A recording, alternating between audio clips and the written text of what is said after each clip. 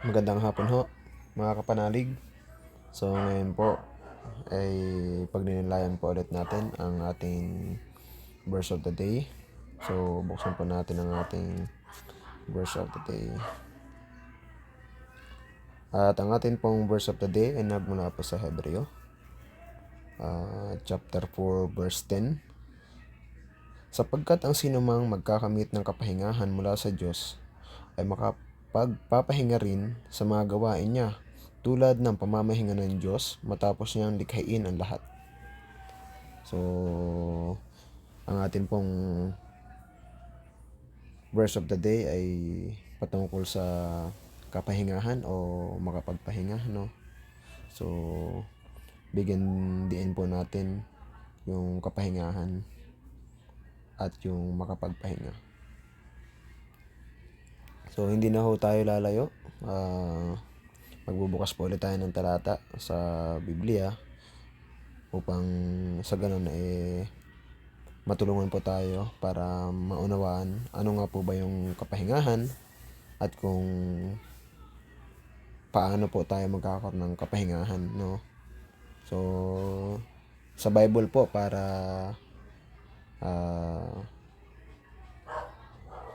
galing din po mismo sa Biblia yung paliwanag, no?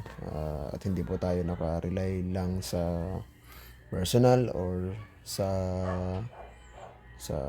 experience o sa ating mga natutunan. Bagkus hayaan po nating ipaliwanag sa atin ng Biblia kung ano po yung gusto nating matutunan. So bukas po ulit ako ng mga talata, no?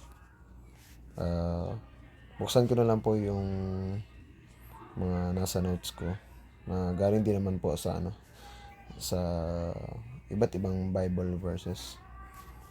So unahin po natin yung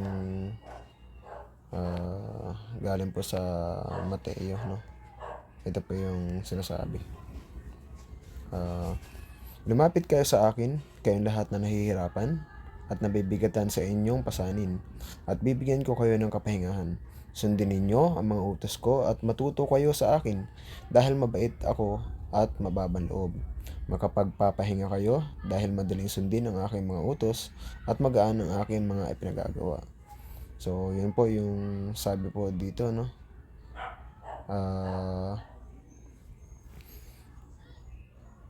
Malinaw po na sinasabi na makakamtan po natin ang kapahingahan kung susunod po tayo sa utos ng ating Diyos, no? At kung matututo tayo sa Kanya, no? At sabi nga rin po dito, kung talagang pagsusumikapan po natin na makasunod sa utos ng Diyos, hindi naman po talaga mahirap, no? Dahil lang sa nabi niya po dito, magaan ang aking mga pinagagawa. So, talaga pong magiging magaan kung lubos ang ating kagustuhan at taos puso ang ating pagsunod sa utos ng Diyos. So, ayan po number 1, ang sabi po is makakamtan natin ang kapahingahan kung susunod po tayo sa utos ng ating Diyos.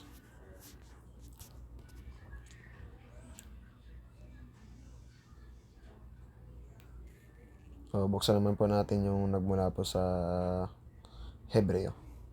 So, ito po yung sinasabi. Kaya malinaw na hindi nila nakamtan ang kapahingahan dahil sa kawalan ng pananampalataya sa Diyos. No? So, malinaw po, na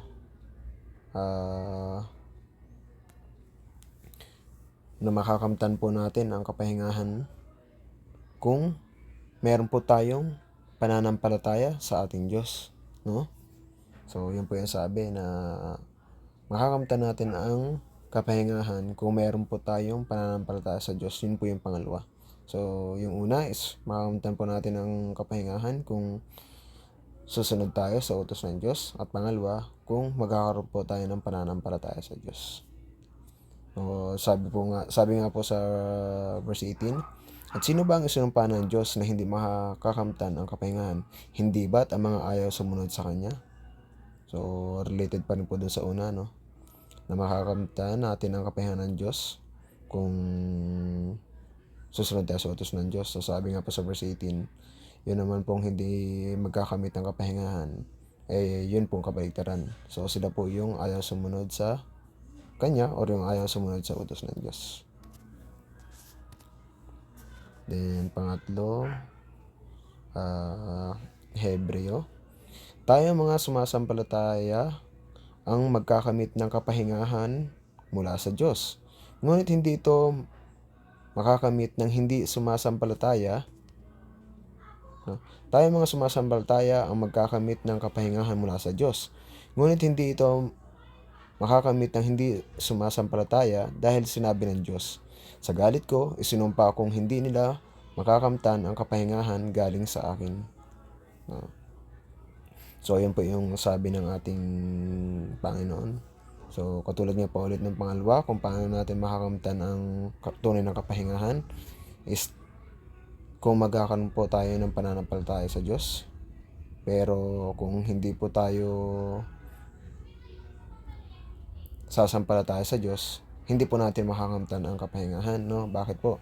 Dahil mismo ang Diyos po ang maglalayo po sa atin sa kapahingahan.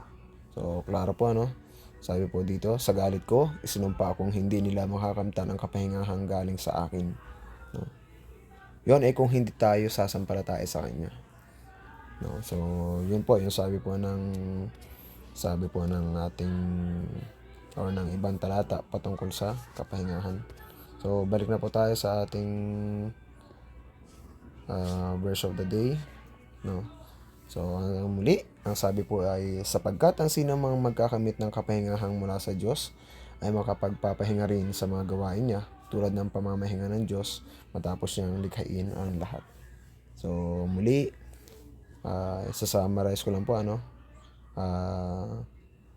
makakamtan po natin ang tunay na kapahingahan sa dalawang pamamaraan. Una, kung susunod po tayo sa utos ng Diyos. At pangalawa, kung magkakaroon po tayo ng pananalig o pananampalataya sa ating Diyos. At ang pananalig at pananampalataya po, sabi nga po sa ating Biblia, ay dapat buong puso, buong kaluluwa, at buong pag-iisip. No? So, makita niyo po yun sa ating Biblia, sa malaon nyo pa pong pag-aaral at pagsasaliksik. So, kung pagninilayan po natin sa kabaligtaran, ano nga po ba yung dahilan o rason kung bakit hindi po natin makamtan ang kapahingahan, o kung bakit ang pakiramdam po natin sa araw-araw pagpapagal o nakakapagal, o yung sinasabi natin na pagod na ako, no? So, bakit nga ba ganun yung nararanasan or madalas na nating maranasan sa araw-araw? So, kabaligtarin po ulit nung dalawang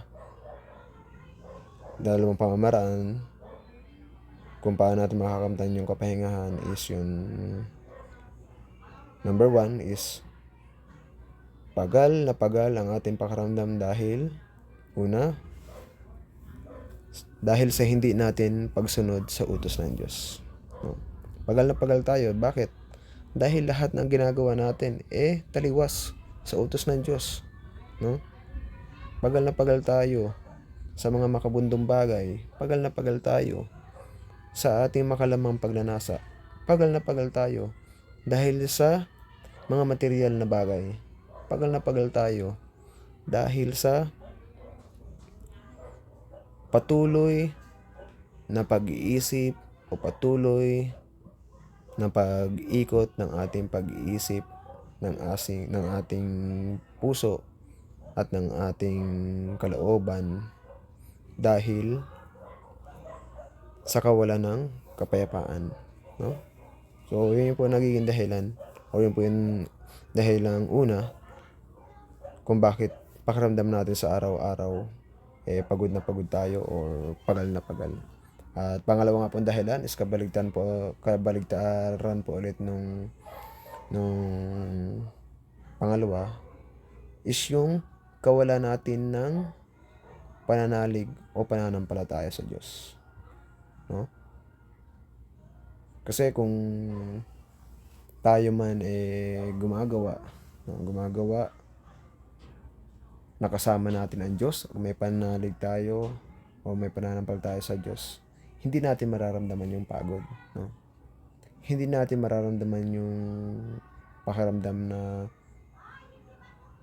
araw-araw exhausted tayo, no? Bakit? Dahil buo ang ating pananalig at pananampalataya sa Diyos na itong gagawin ko